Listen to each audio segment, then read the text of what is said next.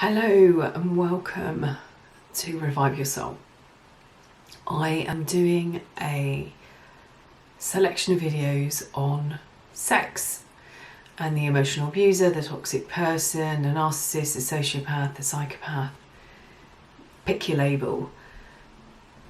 One of the videos that I noticed that was coming up quite a lot as being quite popular had sexual coercion in it. So I wanted to do a video on that separately. But before I look at sexual coercion, I want to explain what coercion is.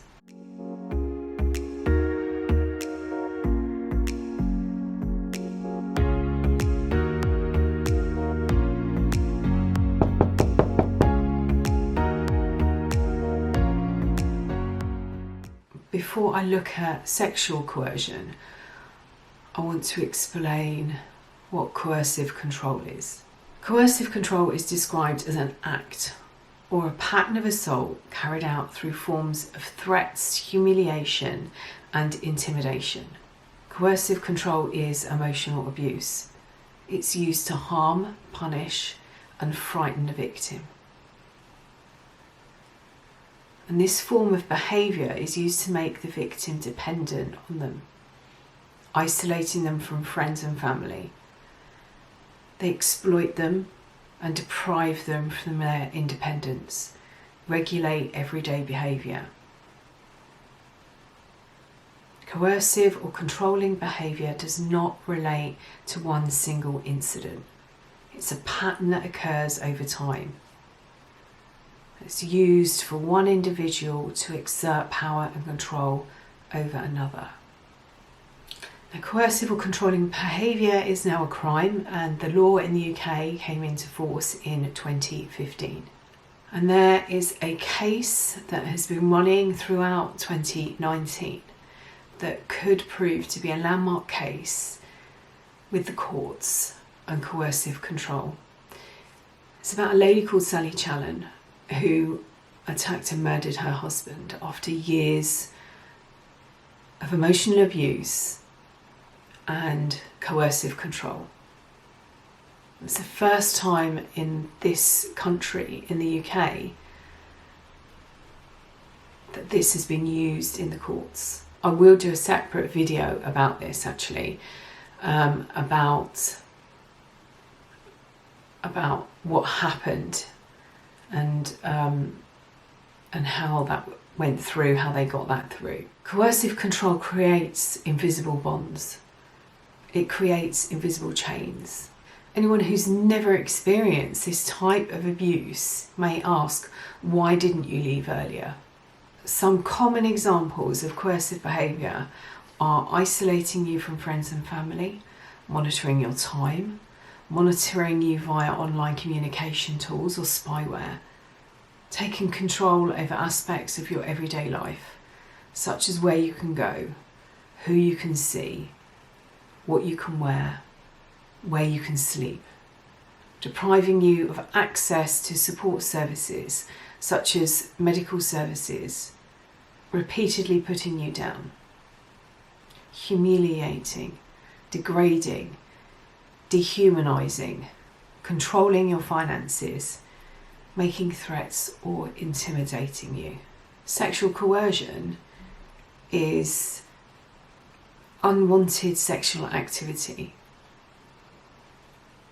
where a person is pressured, tricked, threatened, or forced in a non-physical way. The majority of us understand what rape is. The definition from the Metropolitan Police website is: rape is when a person intentionally penetrates another's vagina, anus or mouth with a penis without the other person's consent. Sexual assault by penetration is when a person penetrates another person's vagina or anus with any part of the body other than the penis, or by using an object without the person's consent. Sexual coercion is when a partner feels obliged or forced to perform a sexual act. They may live in fear if they don't do what this person wants. There would be consequences or loss of the relationship. They may use triangulation or being caught having an affair and use this to coerce their partner into performing a certain sexual act that they did not want to participate in or were not comfortable with. You have a boundary, but they want to break that boundary. And the triangulation might be with a fake person. They might just be telling you, or they might be using triangulation from a third party, that somebody else did it for them in another relationship and they don't understand what your issue is. And it might be that they use other people, they name drop and triangulate or try to triangulate with you so that you will perform an act believing it's what other people do. Coercive control is so damaging, and it isn't just sexual, it can be financial, it can be in all areas of the relationship. Being controlled, it's done for manipulation purposes, to take control and power. And every time that they break down a boundary, they're one step further to destroying you. Sexual coercion is carrying out a sexual act that you do not agree with, but you feel that if you don't do it, you are going to lose this person and you are going to lose the relationship. And for anyone who's never experienced this type of relationship, they won't understand why someone just can't get up and walk away. But there's a wounding deep within the soul that needs to be healed. And once that's happened, then the healing begins. These relationships are so hard to heal from. It's because you had no idea the abuse was taking place in the first instance. If you're in a physically abusive relationship, you know when you've been hit. You can see the black eye or the bruised stomach or the bruises on your arms. Emotional abuse doesn't really appear on the horizon or something that you consider until after the relationship, until you've been discarded. Unless you've been through this relationship with them and all of a sudden you've started to change and grow, and perhaps you can actually see their manipulative behaviour. And it doesn't matter how many people try and point it out to you. Right at the beginning, in that idealisation stage, not only were they love bombing, not only were they providing you with gifts and attention and love that you'd never experienced before, they were also telling you how lucky you were to have them in your life. And at the end of the relationship, you still believe that is true, and you still believe this is all your fault.